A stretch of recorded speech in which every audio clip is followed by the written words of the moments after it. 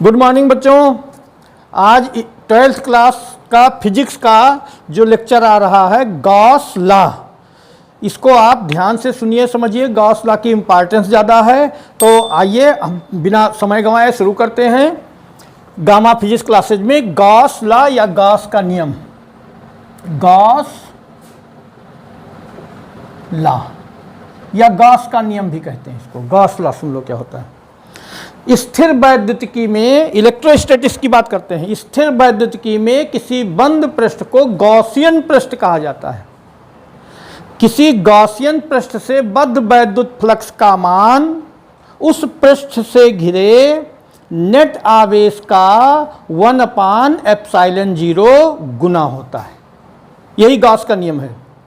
किसी गॉसियन पृष्ठ से बद्ध वैद्युत फ्लक्स का मान, गॉसियन पृष्ठ क्या होता है? इलेक्ट्रोस्टैटिक्स में बंद पृष्ठ गॉसियन पृष्ठ होता है, और गॉसियन पृष्ठ से बद्ध वैद्युत फ्लक्स का मान, वैद्युत फ्लक्स को आपने फाई ई से रिप्रेजेंट किया था। Phi E for electric.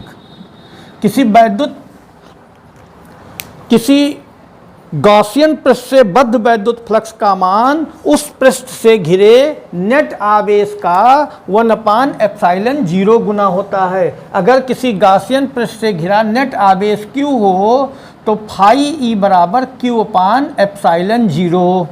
ये गॉस का नियम है, यही गॉस का नियम है। लेकिन इलेक्ट्रिक फ्लक्स की डेफिनेशन के हिसाब से आपने कहा था, याद करिए, फाई ई बराबर होता है closed integral of E dot D ए। ठीक है। अगर किसी बच्चे को कोई प्रॉब्लम आती है तो पीछे का वीडियो आप देखें बच्चों, और फिर भी अगर आपकी समस्या नहीं सॉल्व होती है तो कमेंट करिए, हम पीछे का भी आंसर देंगे। ठीक है, कोई दिक्कत नहीं है। बस आप निसंकोच बढ़िया पढ़िए और नोट्स जरूर बनाएं बच्चों। नोट्स अपना बनाएंगे तभी समझ में आएगा। अपने नोट्स की बात ही अलग है, समझिए। तो ये है फाई ई। आपने इलेक्ट्रिक फ्लक्स की परिभाषा में कहा था फाई ई बराबर, ये क्लोज्ड इंटीग्रल का चिन्ह है, बताया जा चुका है, क्लोज्ड इंटीग्रल ई डॉट डी ए। और गॉस लॉ के हिसाब से फाई ई बराबर Q/ε0। तो इन दोनों बातों को एक साथ मिला करके कहें तो आप कह सकते हो फाई ई इलेक्ट्रिक फ्लक्स का मान बराबर closed integral of E dot D ए, और यही गॉस लॉ के हिसाब से Q/ε0। ठीक है। देखिए, इलेक्ट्रोस्टैटिक्स में गॉस का नियम लिखिए तथा इसको निगमित कीजिए, प्रूव कीजिए। तो प्रूफ भी आता है, दोनों चीज़ें इंपॉर्टेंट है, बहुत पूछी गई हैं इलेक्ट्रोस्टैटिक्स में। गॉस की प्रमेय बताइए तथा इसे सिद्ध कीजिए। तो proof of Gauss law, proof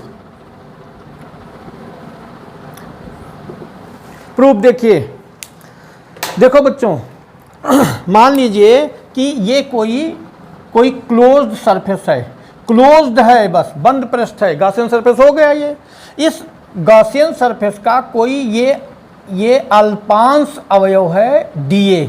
ये अल्पांश अवयव कितना है? dA। इसका परिमाण dA है, और यहाँ पर कोई पॉइंट चार्ज है Q, बिंदु O पर रखा है। पॉइंट चार्ज Q बिंदु O पर रखा है।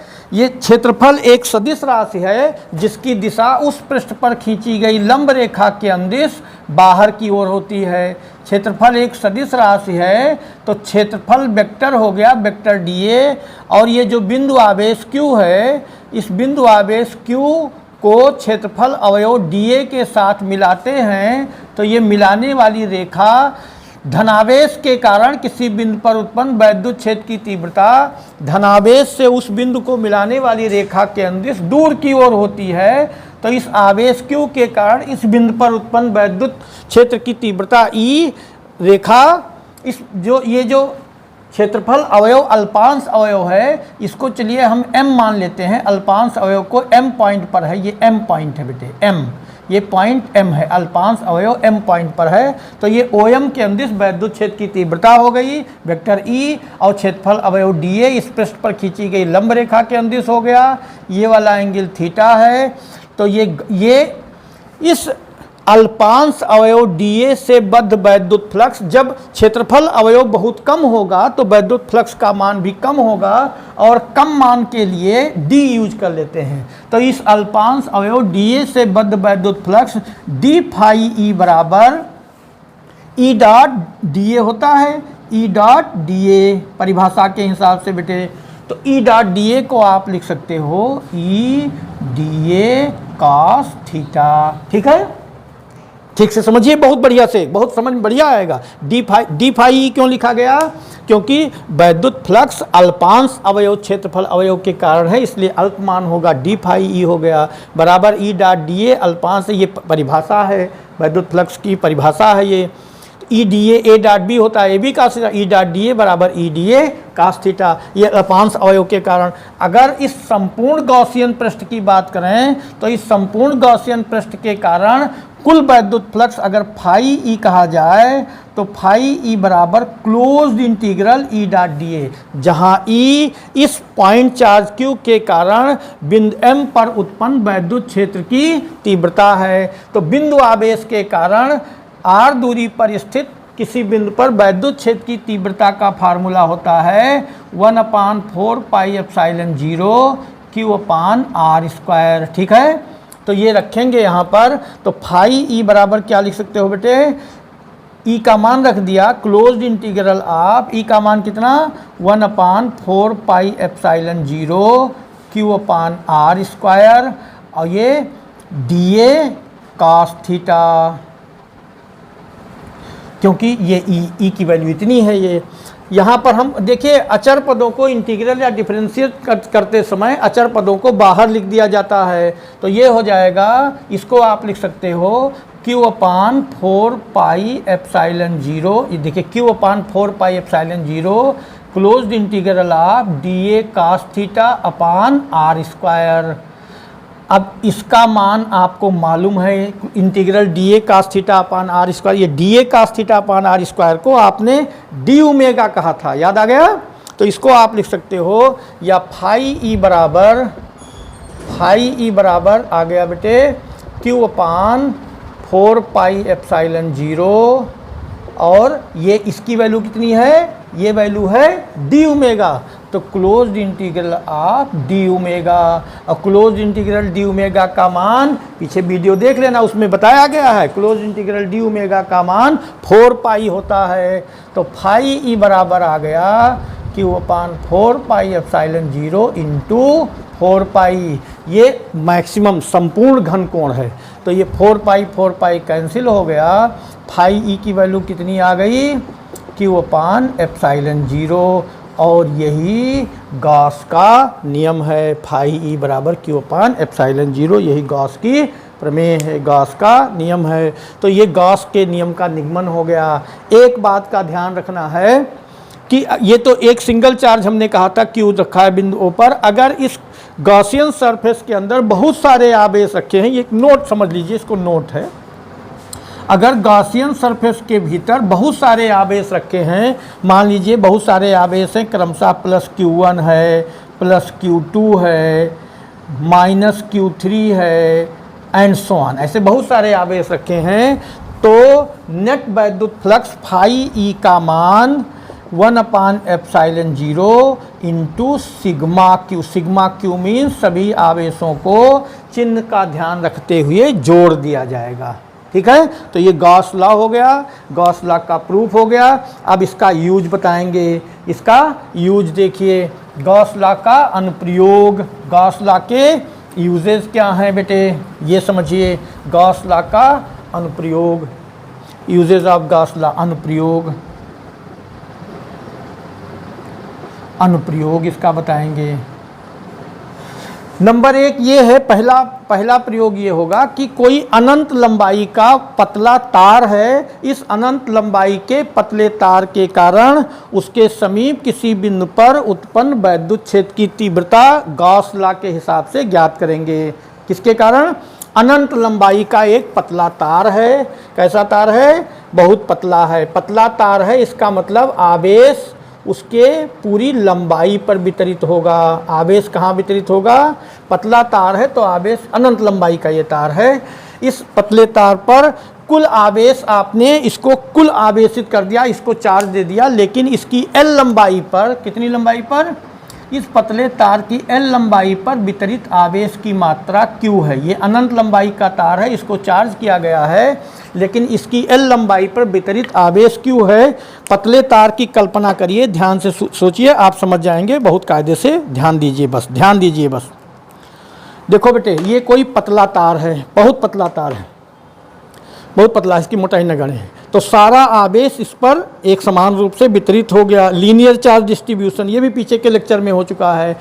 इस पतले तार के कारण इसके चारों ओर समान दूरी पर एक बंद पृष्ठ खींचा जाए, इस पतले तार के चारों ओर समान दूरी पर एक बंद पृष्ठ खींचा जाए तो ये बंद पृष्ठ आर त्रिज्या का एक बेलन हो जाएगा। क्या हो जाएगा? आर त्रिज्या। ठीक, ये बात समझ में आ रही है?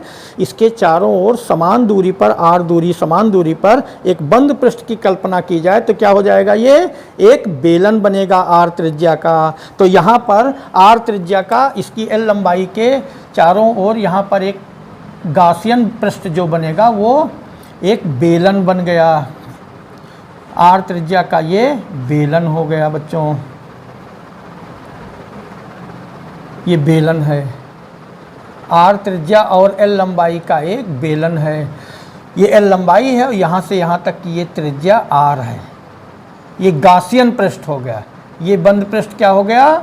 स्थिर वैद्युतिकी में किसी बंद पृष्ठ को गॉसियन पृष्ठ कहते हैं। इस पतले तार को, इस एल लंबाई के, इस पतले तार की एल लंबाई पर आवेश की मात्रा क्यू है। एकांक लंबाई पर वितरित आवेश हो जाएगा एल लंबाई पर वितरित आवेश Q, तो एकांक लंबाई पर वितरित आवेश हो जाएगा Q अपान L, और एकांक लंबाई पर वितरित आवेश को रेखीय आवेश घनत्व कहते हैं। क्या कहते हैं? Linear charge density represented by lambda. तो क्या हो गया ये? लेम्डा बराबर Q अपान L। लेम्डा क्या है? लीनियर चार्ज डेंसिटी, या अगर आप चाहो तो इसको आप कह सकते हो Q बराबर लेम्डा L। ठीक है?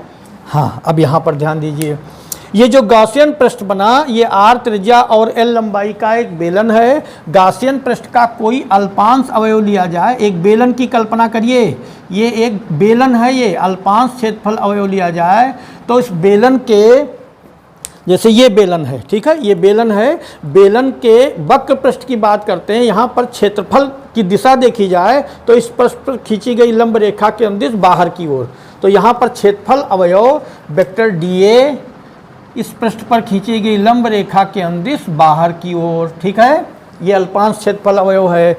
और ये तार, ये एल लंबाई पर वितरित आवेश प्लस Q है, मान लीजिए प्लस Q आवेश है एल लंबाई पर। ये तो अनंत लंबाई का तार है, पूरा चार्ज बहुत दिया गया होगा। तो यहाँ पर इस धन आवेश के कारण, इसी बिंदु पर जहाँ अल्पांश क्षेत्रफल अवयव खींचा गया है, धन आवेश के कारण इसी बिंदु पर उत्पन्न वैद्युत क्षेत्र की तीव्रता की बात करें, धन आवेश के कारण किसी बिंदु पर उत्पन्न वैद्युत क्षेत्र की तीव्रता धन आवेश से दूर की ओर होती है। तो इस क्षेत्रफल अवयव dA की बात करते हैं। इस क्षेत्रफल अवयव dA पर वैद्युत क्षेत्र की तीव्रता E और क्षेत्रफल सदिश वेक्टर dA एक ही दिशा में हो गए, अर्थात इनके बीच बनने वाला कोण 0 हो गया। अब फाई E बराबर होता है इंटीग्रल E डॉट dA, यही तो होता है। तो फाई E बराबर क्या होता है बेटे? फाई E बराबर, अतः इस अल्पांश क्षेत्रफल अवयव से बद्ध वैद्युत फ्लक्स d फाई E बराबर E डॉट dA, यहाँ पर E dA cos theta, A dot B बराबर होता है ए बी कास थीटा, और यहाँ थीटा का मान कितना है? 0, कास 0 की वैल्यू 1, तो क्या आ गया? E into dA। ये d फाई E बराबर इतना आया है, d फाई E, इसलिए फाई E बराबर क्या लिख दें? फाई E बराबर इंटीग्रल E डॉट dA, जहाँ dA क्या है? अब इंटीग्रल dA का मतलब, ध्यान से सुनिए, इंटीग्रल dA का मतलब इस गॉसियन बेलन का संपूर्ण वक्र पृष्ठ। वक्र पृष्ठ क्यों? ये जो वृत्ताकार सिरे हैं, इस वृत्ताकार सिरों की बात करते हैं। इस वृत्ताकार सिरे का क्षेत्रफल इस पृष्ठ पर खींची गई लंब रेखा के अनुदिश बाहर की ओर, तो वृत्ताकार पृष्ठ का क्षेत्रफल अवयव अगर देखा जाए, जो वृत्ताकार सिरे हैं इन पर क्षेत्रफल अवयव इधर की ओर होगा और वैद्युत क्षेत्र की तीव्रता इधर की ओर होगी, तो सिरों पर जो वृत्ताकार सिरे हैं यहाँ पर वेक्टर डीए और वेक्टर ई परस्पर लंब हैं, अर्थात इस गासियन बेलन के दोनों वृत्ताकार समतल सिरों से बद्ध वैद्युत फ्लक्स का मान 0 होगा, केवल वक्र पृष्ठ से ही वैद्युत फ्लक्स बद्ध होगा। तो यहाँ इंटीग्रल डीए में वही क्षेत्रफल लिया जाएगा जिससे वैद्युत फ्लक्स बद्ध हो रहा है, और वैद्युत फ्लक्स किससे बद्ध हो रहा है? वक्र पृष्ठ से। तो क्या आ गया? फाई ई की जगह पर according to Gauss law Q/ε0 लिख दें बराबर ई, और इंटीग्रल डीए ये क्लोज इंटीग्रल है, क्लोज इंटीग्रल डीए का मान कितना होगा बेटे?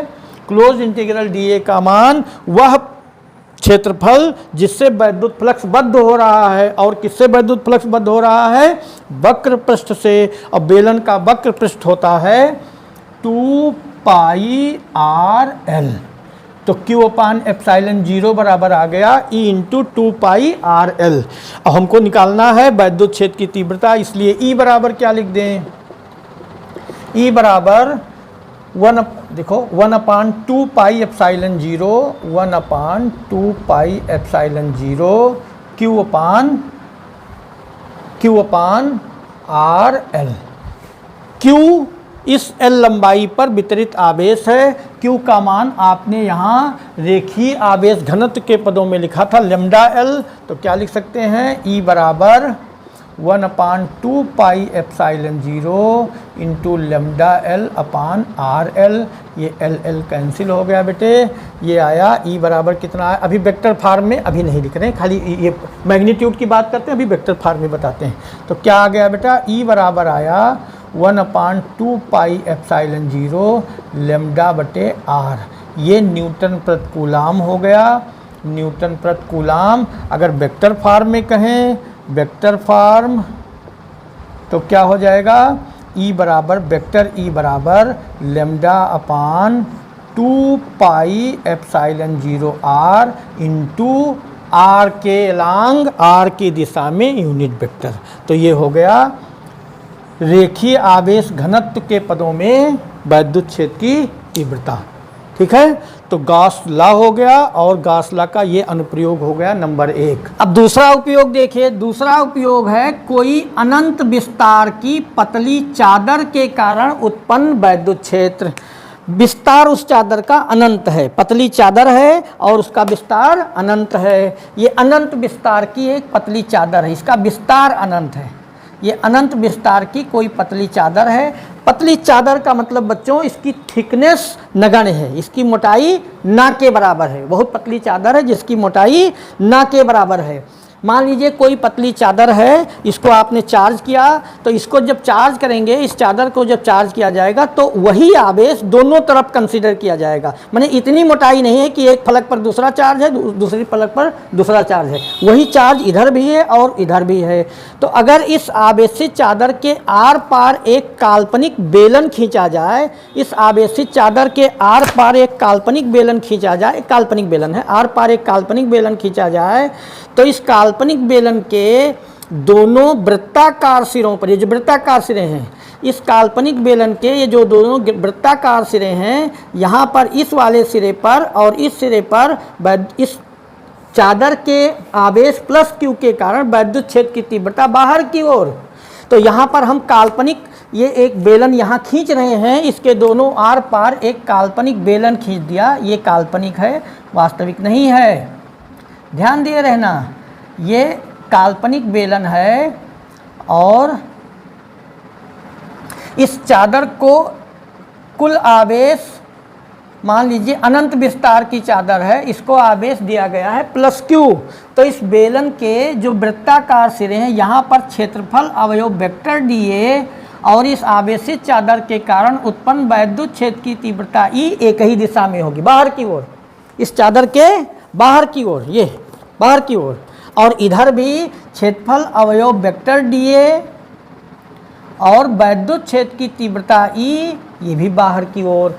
तो आपने कहा था वैद्युत फ्लक्स एक अदिश राशि है, अगर वैद्युत बल रेखाएं पृष्ठ से बाहर जा रही हैं, निकल रही हैं, तो वैद्युत फ्लक्स पॉजिटिव होगा, और उसके अंदर एंट्री कर रही है तो वैद्युत फ्लक्स निगेटिव होगा। तो यहाँ पर वैद्युत बल रेखाएं इधर भी बाहर जा रही, इधर भी बाहर जा रही हैं। इसका मतलब इस काल्पनिक बेलन के दोनों वृत्ताकार सिरों से कुल वैद्युत फ्लक्स अगर फाई बद्ध हो रहा है तो फाई बराबर फाई 1 प्लस फाई 2, और फाई का मान होता है ई डॉट डी ए, ई डॉट डी ए प्लस ई डॉट डी ए। क्लोज्ड इंटीग्रल की बात करते हैं, यहाँ पर ई और डी ए, ध्यान से देखो बेटे, ई और डी ए दोनों इसी उदाहरण से हम बता दे रहे हैं।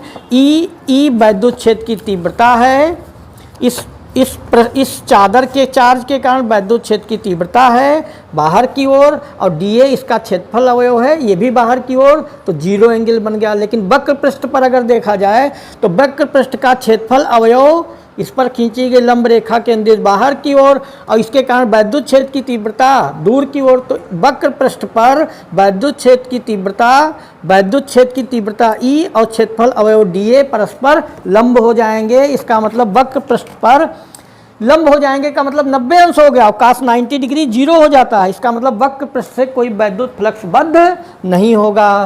तो यहाँ पर वक्र पृष्ठ की बात करते हैं, वैद्युत क्षेत्र की तीव्रता ई और क्षेत्रफल अवयव डी ए परस्पर लंब हैं, वक्र पृष्ठ से कोई वैद्युत फ्लक्स बद्ध नहीं होगा। तो नेट फ्लक्स फाई बराबर आ गया 2E closed integral D A, phi E कह लो, फाई ई गॉस लॉ के हिसाब से फाई ई का मान Q अपान एप्सिलॉन 0 होता है। तो Q अपान एप्सिलॉन 0 बराबर 2E। अब इंटीग्रल डीए पर थोड़ा विचार करेंगे। इंटीग्रल डीए माने वह क्षेत्रफल जिससे वैद्युत फ्लक्स बद्ध हो रहा है। लेकिन यहाँ ये काल्पनिक बेलन एक है, ऐसे अनेकों काल्पनिक बेलन खींचे जा सकते हैं, और पूरा क्षेत्रफल, ये जो वृत्ताकार सिरे हैं, इनका कुल क्षेत्रफल इस चादर के क्षेत्रफल के बराबर होगा, और चादर का क्षेत्रफल मान लो A है। क्या आ गया? Q अपान एप्सिलॉन 0 बराबर 2EA, या E बराबर आ गया Q अपान 2 एप्सिलॉन, E बराबर Q अपान 2 एप्सिलॉन 0A। ये इसको इक्वेशन फर्स्ट कह देते हैं बच्चों। अब सुनो, इस चादर का पूरा क्षेत्रफल A है, इसको दिया गया कुल आवेश Q है, तो पूरा आवेश Q इसके क्षेत्रफल A पर डिस्ट्रीब्यूटेड है, माने A क्षेत्रफल पर वितरित आवेश Q है, तो एकांक क्षेत्रफल पर वितरित आवेश हो जाएगा Q अपान A, और एकांक क्षेत्रफल पर वितरित आवेश को आवेश पृष्ठ घनत्व कहते हैं। क्या कहते हैं? आवेश पृष्ठ घनत्व। ये हो चुका है फर्स्ट लेसन में ही। आवेश पृष्ठ घनत्व को सिग्मा से रिप्रेजेंट करते हैं, तो सिग्मा बराबर Q अपान A, या Q बराबर कितना हो जाएगा? Sigma A। ये Q का मान यहाँ रख दे इक्वेशन फर्स्ट में, तो E बराबर आ गया sigma A upon 2 epsilon 0A, A cancel हो गया, E बराबर आ गया सिग्मा अपान 2 एप्सिलॉन 0। ये किसी आवेशित अनंत विस्तार की पतली चादर के कारण उत्पन्न वैद्युत क्षेत्र की तीव्रता का व्यंजक हो गया। तो गॉस नियम और इसके 2 अनुप्रयोग आज हो गए बच्चों। तैयारी कीजिए, वीडियो ठीक से देखिए, नोट्स बनाइए। धन्यवाद।